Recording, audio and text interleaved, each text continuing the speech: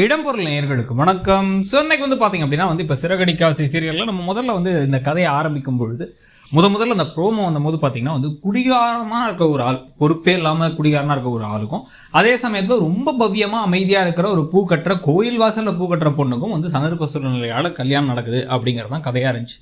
ஆனால் கதையை ஆரம்பித்து கொஞ்ச நாட்கள்லேயே மிஞ்சி போனால் ஒரு 4 மாதம் இருக்கும்னு நினைக்கிறேன். 4-5 மாதத்துக்குள்ளேயே பார்த்தீங்கன்னா குடிப்பழக்கம் அப்படிங்கிற கான்செப்டை கொஞ்சம் கொஞ்சமாக குறைச்சி கம்ப்ளீட்டாக இல்லாமலே பண்ணிட்டாங்க. முத்து குடிக்கிறது அப்படிங்கிறதும், முத்து குடிச்சது பிரச்சனை பண்ணுறதுங்கிறதும், அதனால் சம்பவங்கள் நடந்ததெல்லாம் எப்படியோ நின்னாச்சு. அது ஒரு பாசிட்டிவான விஷயம்.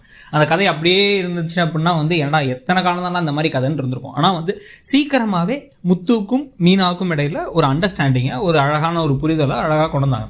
அது நல்லா இருந்துச்சு. அதே சமயத்தை பார்த்தீங்க அப்படின்னா மீனா எப்போ அந்த வட்டி கடைக்காரரோட கடையில் இவங்களை கட் அண்ட் ரைட் கட்டி ஃபினான்ஸ் நினைக்கிறேன், அங்கே விஜயாவை பார்த்தாங்களோ, பார்த்த உடனே மற்ற சீரியல் ஹீரோயின் மாதிரி அவங்களை காப்பாற்றலாம் நினைக்கலாம். ஐயோ அத்தையை பற்றி இப்படி தெரிஞ்சால் அதை மாமா திட்டுவாங்களே அப்படின்னு தியாக செம்மல் மாதிரிலாம் நினைக்காம உடனடியாக முத்துக்கும் கால் பண்ணி, அண்ணாமலைக்கும் கால் பண்ணி வர வச்சு மனோஜுக்காக பத்திரத்தை அடகு வச்சாங்கிறதெல்லாம் போட்டு கொடுத்ததே மீனா தான். நமக்கு வெரி குட். ஒரு ஹீரோயின் அப்படின்னா நல்லவங்களா இருக்கிறதும் முக்கியம், வல்லவங்களா இருக்கிறதும் முக்கியம் அப்படின்னு சொல்லி நம்மளும் பெருமையாக நினச்சோம். ஆனால் அதை ஃபுல்லாக அப்படியே தலைகீழாக மாற்றின மாதிரி ஒரு 4 மாதமாக இருக்கும்னு நினைக்கிறேன். எவ்வளவு திட்டினாலும், எவ்வளவு அவமானப்படுத்தினாலும், முதல்ல இந்த வீட்டுக்குள்ள மனோஜை கூட்டணும் போது, மனோஜை கூட்டுறதுக்கான காரணமாக இருந்தது மீனா தான்.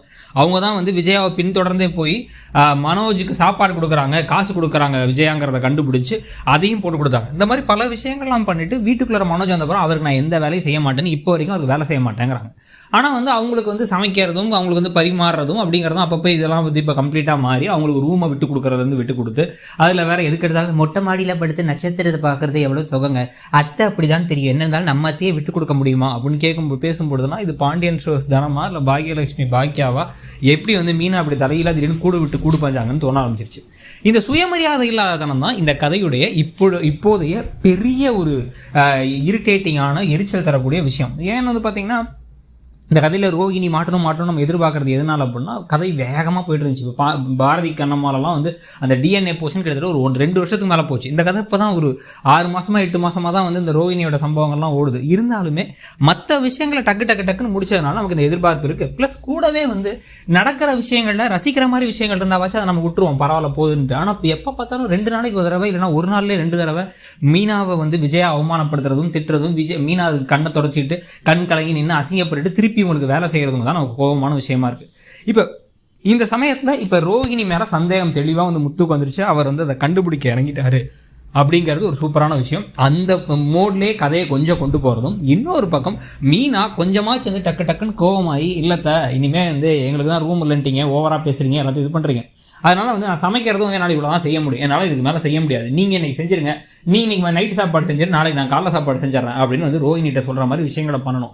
ஏன்னா இவங்களுக்கு நடக்கிற அவமானங்களுக்கு இவங்க திருப்பி ஸ்ட்ராங்காக நிற்கலன்னா அப்புறம் என்ன ஹீரோயின் ஆகிடும். இல்லைனா இந்த கதை திருப்பி இன்னொரு தமிழும் சரஸ்வதி ராகினியை மன்னிச்சிட்டே இருப்பாங்க. சரஸ்வதி எத்தனை தரம் கேட்டாலும் நம்ம பொண்ணுங்க அதை அப்படின்னு காரி துப்புனாலும் கூட்டு வளகாப்பு ஃபங்க்ஷன் கூட்டு வரலாங்குவாங்க. அந்த மாதிரி இல்லாமல் இருந்தால் பெட்டர்னு தோணுது. உங்களுக்கு என்ன தோணுது அப்படிங்கிறத சொல்லுங்கள். இடம்பொருள் நேயர்களுக்கு வணக்கம். ஸோ இன்னைக்கு பார்த்தீங்க அப்படின்னா இப்போ சிறகடிக்காசை சீரியலில்